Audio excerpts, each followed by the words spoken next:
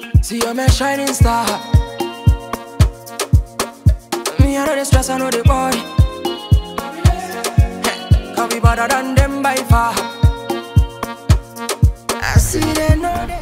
The dick I know I can sabi bring. And the hands on your hand, I may bet what one some so.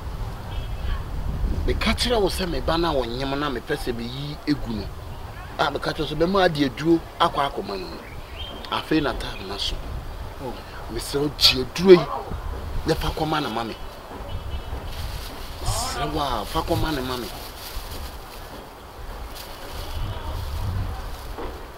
Nina. Why, Miss Rowe? Surprise, and I only make about this, Miss Rowe. We are me. Who should hear me? I didn't make us. I minimum. And I mean, dear, would to be a ready. And you might be ready in a minimum. I'm saying, I'm saying, Miss Rowe, to Miss Rowe. Then Pessoa, quite dear, we are not Catriano, but the Bama and Risa, La Femino says it's a main panisa. I'm passage in a high can. What order you want, please? You are my minion 15 million a year. 15 years. We are the 15 years. Only so can say, only me can say, I come in, out. Only me can say, I come in, man. None of them know by you. I was somebody set you. What they are a year castle. Nina, and so the Bemano, Amanaya, dear, none you send a free, I don't want near the Miss Lay. The answer bedroom, may I do with the audio? Would they may be only a only a friend. And I meant to make catch it out. Maybe we are. In Pessis Casembe and the media did you David, media, I didn't know. Now, some know I lie. Boy, can't about here, me train about you, and no wounds will be taken. Mediana, my catch on. Say, Anna, you are because it's so we pay on so we now feel no bay and I scan you, dear mammy. And yes, I didn't go see a coming. I dear we meet me so sad, you young one, and go see be pretty becca. Never so to me, I'm strong when you go see the baby.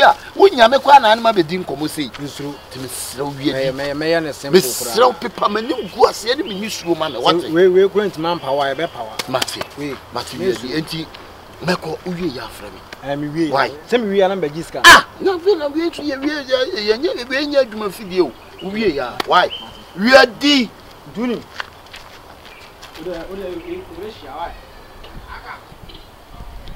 You are into my flow, why? My flow. Sure. Hey, wait me, shady my number, bringing say you free. Why? Hey, Madame,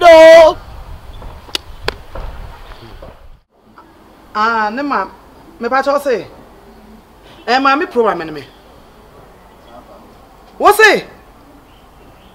Yeah, Jim, I'm brought to hospital. Me patrolling for hospital.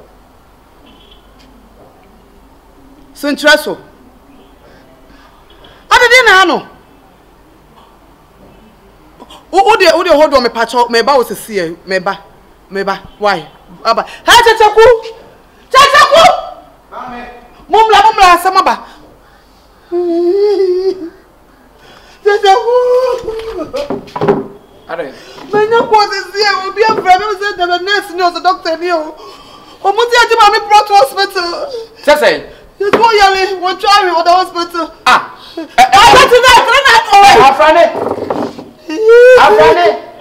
Betty, say, nobody near. Nobody. What's the hospital? Mommy, uncle, yes, Yadimam brought hospital. Ah, say, I don't never know. Yes, what child? Doctor now, when you say, be a different hospital. I say, no, can a rare as alphabet. My mom shot. And they go to say, why you say, you go not to know what's the prescription. Yeah, hello. Yeah, but you're not be afraid to see us, you about what hospital. Oh, wait, me patrol, I ain't fast, but I ain't for hospital. Soon to us. Hello. Me patrol no bush on phone, I can say. Na busa phone. Sinteso. Abusa phone nyina. Ah me patro ne e bo isi why? Ah me patro e bo. Mama munye fast ne. Me patro enji wanda patient te call no ne enko. First kabla ni ne enko. Mama o ba to gate ni fa. Tangeti ni hina. Mo try. Mommy bro. See you're my shining star. Me I know the stress, I know the body. Me too more. Me too be so more. Mommy bro. Mommy bro. Mommy bro got the boss. Yeah, brother. Yeah, obi adi bawu. Obi adi bawu. Obi adi bawu. Brother. Me sumo. Ah, yeah, mommy bro. Mommy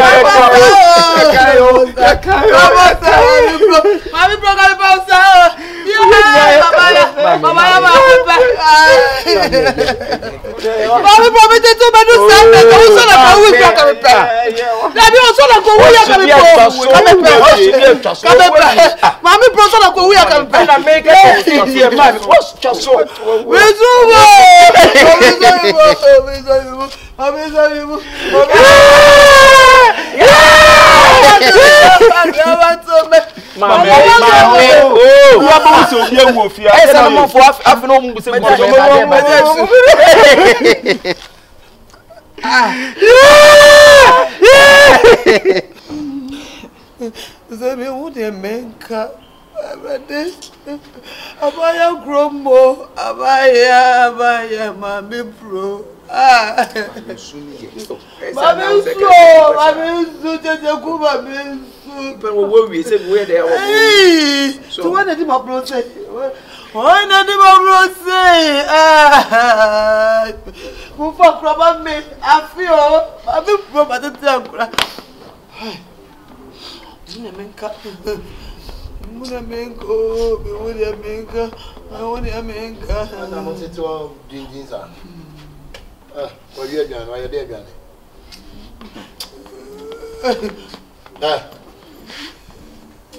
So, best cushion. Or fight to buy a nipper mood as and do the nipper mood as I want to keep to guys and Asamoah, Mama bisu.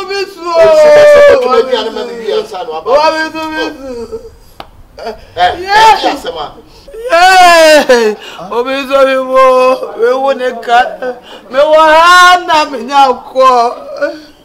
Kasa ne jai sumo. Omo friend me say me blast into hospital. Me no cry adimnika, I won prepare you do one. You do one ma. Abaya soro that way. Abaya that way. Abaya that me conscious mommy bro that way.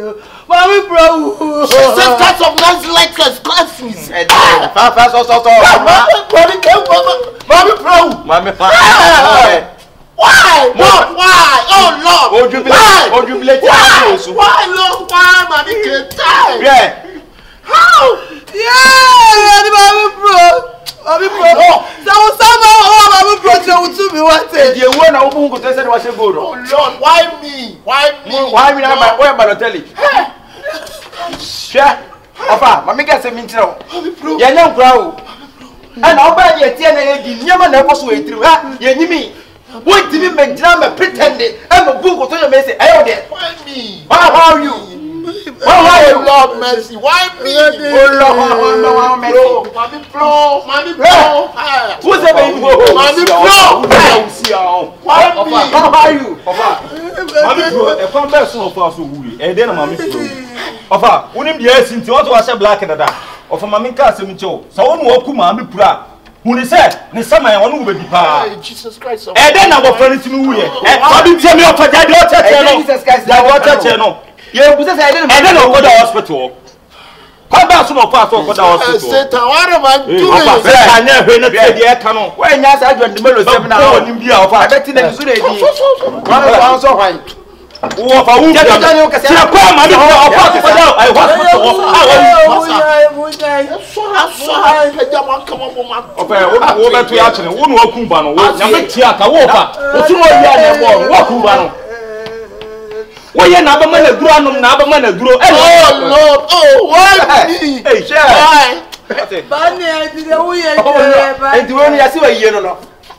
To be as well, yes,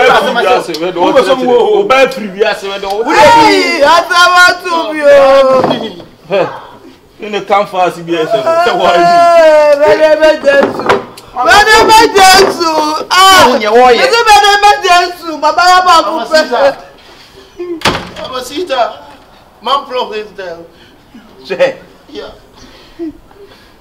I didn't know maybe so.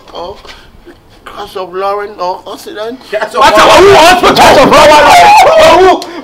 Hospital. He died in hospital. Yeah. What's it? Oh, Kuba. I'm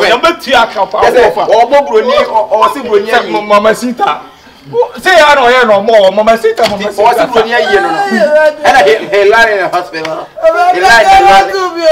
Wait. Dabi o ko ja ko ma beketo na kakura ni we are coming the problem. But ma try from my brain is say some me na so faso. Me ma be pro so faso. O fa bona mane say ma be pro. O baba me ni o baba me. You be say yes. Say what we say. Oh yes, so be. Sa. Ya catch us o be wu a. Ba bu ko to ye why me. No say go. O bu ko to ye why me. We ba tell you. O bu ko to ye why me. E do tire tire.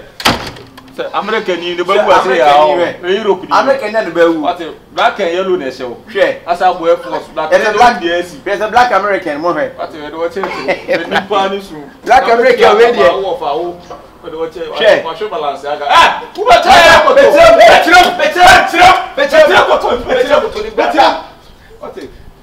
Who you say? Obi aso say obe. Ya so ye pass obe. On say force on say so da. So me oye. Na wo die na akoye ye. Ah, ade na. Hey, wiadi. Ah, na wo die na wo nim die waye. De na waye. Ah, aduro ene wo kunipa o. Ah, wiadi wo kunipa. Wati? Ade na me kunipa. Aduro na me de ma no, ade na wo ko kata nto mfanye. Ameka asem nchiro, wo aduro na ade ma me na no nya di.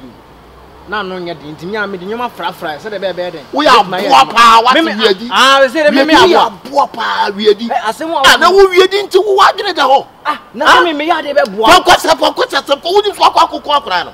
Ah, de wiadi wo kunipa o. Na se na.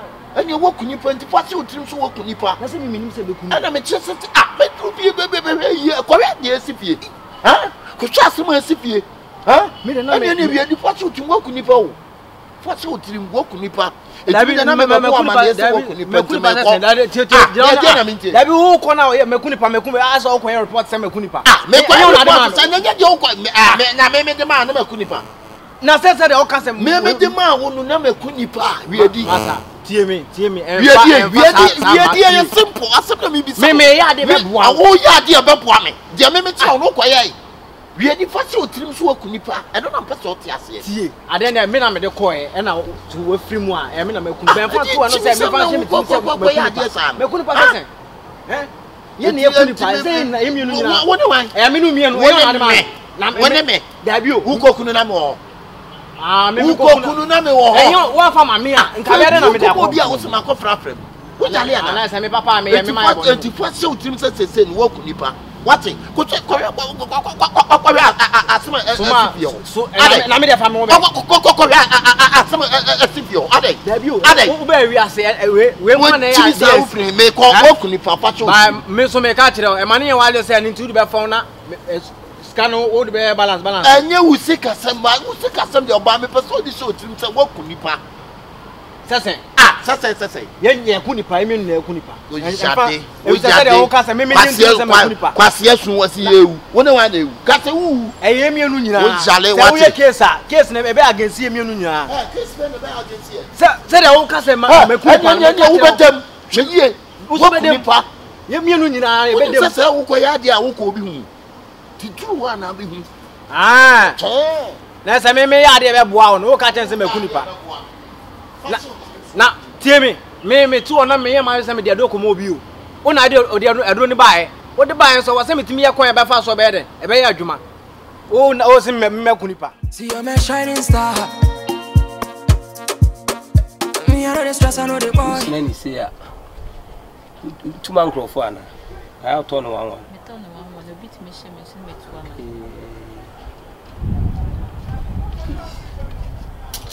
no me go mal